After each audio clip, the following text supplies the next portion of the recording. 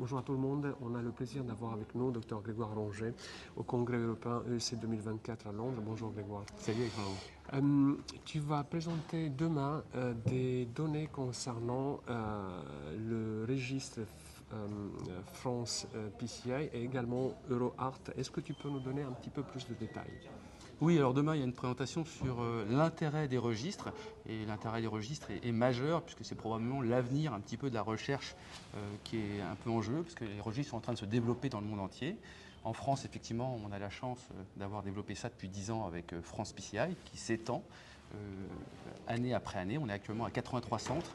On est le plus gros registre européen en cardiologie interventionnelle.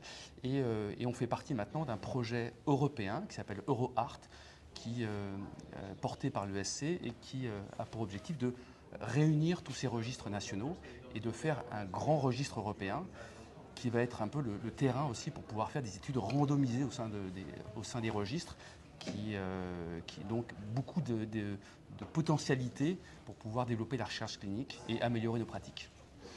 Je te remercie. Donc, le but d'un registre, en effet, tu peux peut-être le synthétiser un peu, c'est de... Alors le but d'un registre, c'est premièrement, c'est d'évaluer nos pratiques et d'améliorer nos pratiques. Bien. Tout ça avec du benchmarking. On fait des rapports annuels pour que chaque centre puisse se positionner par rapport aux autres et par rapport à la moyenne nationale et voir les pistes d'amélioration dans son centre sur des critères qu'on a sélectionnés, des critères de qualité, de prise en charge. Et tout ça, ça sert aux patients parce que mieux on traite nos patients, mieux les patients vont se porter. On va aussi évaluer les patients maintenant aussi avec des évaluations fonctionnelles. Avec la grande mode, c'est les PROM, hein, c'est les Patient Related Outcomes Measure, qui permettent d'évaluer aussi le bien-être du patient après une intervention coronaire ou après un syndrome coronaire aigu. Ça va permettre aussi de faire des suivis à long terme parce qu'on va s'associer, se fusionner avec d'autres registres comme le SNDS pour pouvoir faire des suivis de mortalité à long terme.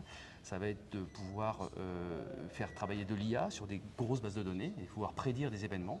Ça va être de pouvoir aussi faire des alertes sanitaires comme on a déjà fait avec le Covid.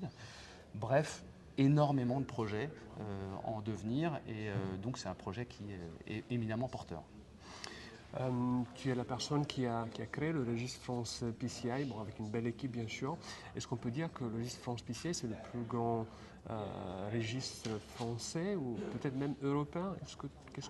Qu'est-ce que tu en penses? Alors, probablement le plus connu et celui qui nous a inspiré tous, c'est le modèle suédois, c'est SCAR, qui rentre dans un grand association de registres médicaux en Suède, qui s'appelle, et notamment en cardiologie, qui s'appelle SwedeArt.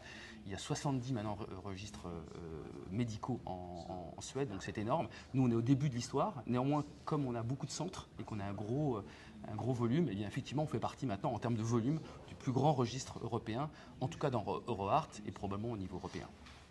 Parfait. Félicitations pour ce magnifique registre et on espère te revoir bientôt. Avec grand plaisir.